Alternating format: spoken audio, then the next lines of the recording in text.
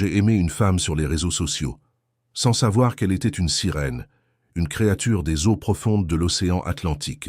Tout a commencé un soir d'ennui dans ma chambre, à Kribi, dans le quartier de Mempolongwe. J'étais seul, éclairé par la lumière bleue de mon écran. Soudain, une notification est apparue. Une demande d'amitié d'une femme d'une beauté que je n'avais jamais vue, ni à Kribi, ni ailleurs sur la côte. Ses photos étaient parfaites, trop parfaites. Elle posait toujours près de l'eau, sur des plages de sable blanc ou près de piscines luxueuses. Sans hésiter, j'ai cliqué sur « Accepter », ouvrant sans le savoir la porte de ma vie à un danger venu des profondeurs de la mer. Nous avons commencé à discuter jour et nuit. Elle s'appelait Ndedi, et ses mots étaient doux comme le miel, capturant mon cœur instantanément. Je ne sortais plus boire de la bière avec mes amis à Ngoye. Je ne mangeais presque plus le poisson braisé que ma mère préparait. Je vivais uniquement pour la petite sonnerie de ses messages. Pourtant, il y avait des signes étranges. Chaque fois que je demandais un appel vidéo, elle refusait en prétextant que sa caméra était cassée. Et quand elle m'envoyait des messages vocaux, j'entendais toujours un bruit de fond bizarre, comme le ressac des vagues sur les rochers ou le grondement des chutes de la Lobé. Ma mère, une femme sage de la lignée des Batanga, gardienne des anciennes légendes de la mer, a remarqué le changement dans mon comportement. « Mon fils, méfie-toi de ce qui brille trop sur ces machines. Les esprits de l'eau, les mamiwata, savent aussi utiliser de beaux visages pour nous perdre, m'a-t-elle averti. Mais j'étais aveugle. Je pensais que ma mère était dépassée ou trop vieille pour comprendre l'amour moderne. Un soir, Ndedi m'a enfin envoyé le message que j'attendais depuis des mois. « Je veux te voir. Viens me rejoindre. » Le lieu du rendez-vous n'était ni un maquis, ni un restaurant de la ville, mais la plage isolée de Grand Batanga, loin des habitations, à minuit pile. L'amour m'avait rendu imprudent. J'ai pris ma moto et j'ai roulé vers l'océan, le cœur battant à tout rompre. Je suis arrivé sur le sable froid, seul avec le bruit de la marée montante, cherchant la silhouette de ma bien-aimée virtuelle. Le vent soufflait fort ce soir-là, portant une odeur de sel et d'algues pourries qui me piquait le nez. J'ai vérifié mon téléphone. « Je suis là », lui ai-je écrit. « Approche-toi de l'eau », a-t-elle répondu instantanément. J'ai avancé jusqu'à ce que l'eau glacée de l'Atlantique mouille mes chevilles, plissant les yeux dans l'obscurité. Soudain, une forme est sortie des vagues. Gracieuse et magnifique, exactement comme sur les photos. J'en ai eu le souffle coupé. Elle était encore plus belle en vrai. Sa peau brillait comme des coquillages sous la lune. « Tu es venu ?» ai-je balbutié. Elle m'a souri, mais son sourire était étrange, un peu trop large, un peu trop affamé.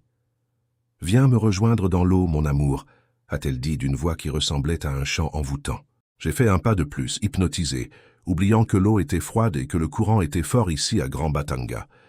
Mais alors que je m'approchais, un éclair a illuminé le ciel, révélant pendant une fraction de seconde ce qui se cachait sous la surface. J'ai cru voir une immense queue couverte d'écailles argentées fouetter l'eau violemment. Je me suis frotté les yeux. « Pourquoi ne sors-tu pas sur le sable sec ?» ai-je demandé, une première goutte de doute s'insinuant dans mon esprit. Le visage de la femme a changé. La douceur a disparu pour laisser place à une impatience glaciale. « Tu m'aimes sur l'écran, mais tu as peur de me toucher », a-t-elle raillé, jouant avec mon ego d'homme. Piqué au vif, j'ai voulu prouver mon courage. J'ai jeté mon téléphone sur le sable et j'ai plongé vers elle. Au moment où je l'ai prise dans mes bras, j'ai senti que sa peau n'était pas chaude comme celle d'une humaine du village, mais froide et glissante comme celle d'un silure. J'ai voulu reculer, mais ses bras se sont refermés sur moi avec la force d'un étau en acier. « Tu voulais savoir qui je suis vraiment ?» a-t-elle murmuré, sa voix devenant grave et résonnante. Sous mes yeux terrifiés, la belle Ndedi a commencé à changer. Ses longs cheveux noirs sont devenus des algues vivantes qui bougeaient toutes seules, et ses dents se sont transformées en crocs acérés. Elle a soulevé son corps hors de l'eau, révélant enfin l'immense queue de poisson qui remplaçait ses jambes.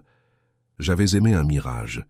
Je tenais dans mes bras une vraie mamiwata, une reine des eaux affamée d'âmes humaines. « Lâche-moi, je t'en supplie !» ai-je crié, l'eau salée entrant dans ma bouche. La sirène a ri.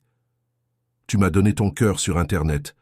Maintenant, je vais prendre ton corps dans l'océan. » Elle a plongé en arrière, m'entraînant sous la surface noire. Sous l'eau, le silence était total. Je voyais le monde flou. Mes poumons brûlaient.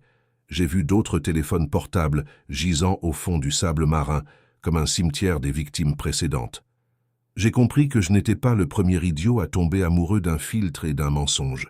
Dans un dernier élan de survie, je me suis souvenu du cadeau que ma mère m'avait forcé à porter, une petite croix en argent bénite. J'ai arraché la chaîne de mon cou et je l'ai plaquée contre la peau écailleuse du monstre. La sirène a hurlé de douleur, un cri muet qui a fait vibrer l'eau autour de nous, et elle a lâché prise instantanément. J'ai percé la surface de l'eau, avalant de grandes bouffées d'air, toussant et crachant l'eau salée. Je n'ai pas regardé en arrière. J'ai nagé comme un fou vers le rivage, sentant la présence du monstre juste derrière moi. Mes pieds ont enfin touché le sable. Je me suis effondré, rampant à quatre pattes, loin de l'eau maudite. La sirène est apparue à la surface, furieuse. Elle ne pouvait pas sortir de l'eau, mais son regard promettait une vengeance terrible. J'ai couru vers ma moto, tremblant de froid et de peur, cherchant mes clés avec des mains glissantes.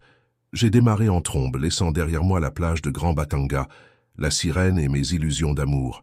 Sur la route du retour, je pensais être sauvé. Mais mon téléphone, que j'avais ramassé sur le sable et posé dans ma poche, s'est allumé tout seul.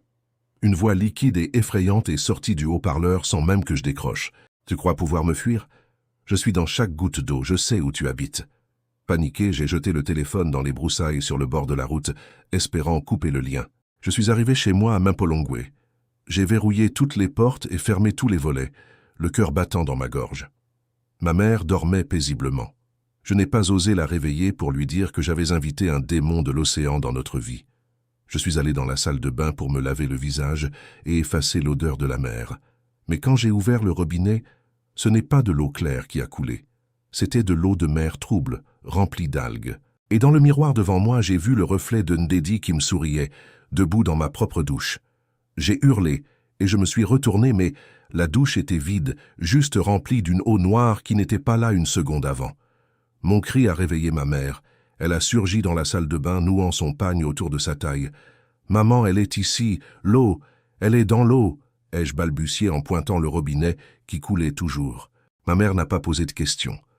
Elle a vu la terreur dans mes yeux et a senti l'odeur de l'océan envahir notre maison. Elle a compris. « Sors d'ici !» a-t-elle ordonné calmement.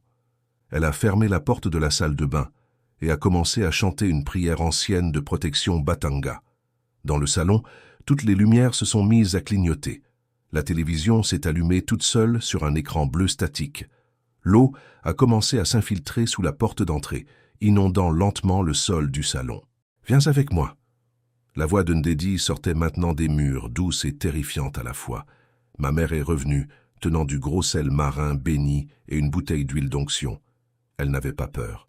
« Tu as invité l'esprit des eaux par ignorance, mon fils.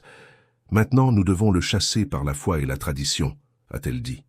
Elle a versé le sel devant la porte et les fenêtres, créant une barrière spirituelle que l'esprit ne pouvait franchir. La maison a tremblé comme si une vague géante de l'Atlantique la frappait de l'extérieur.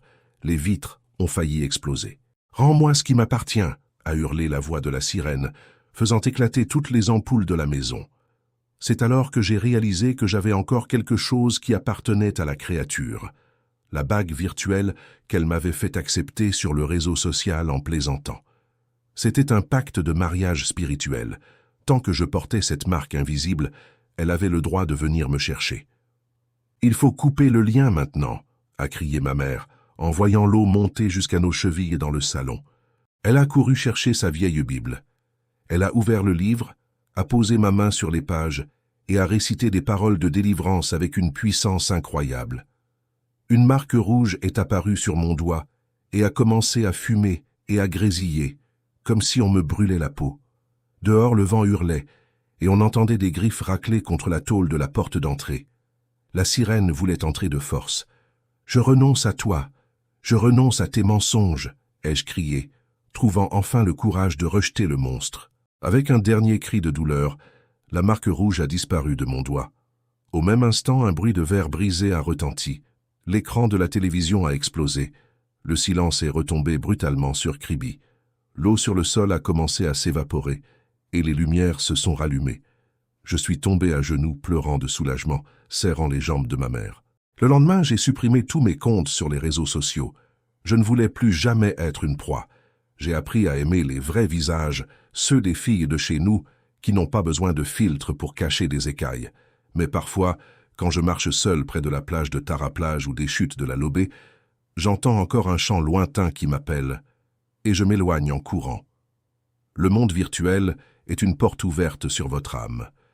Faites attention à qui vous invitez à entrer. Mon frère, ma sœur, écoute bien. Avant d'aimer une image sur un écran, cherche à connaître le cœur qui bat derrière.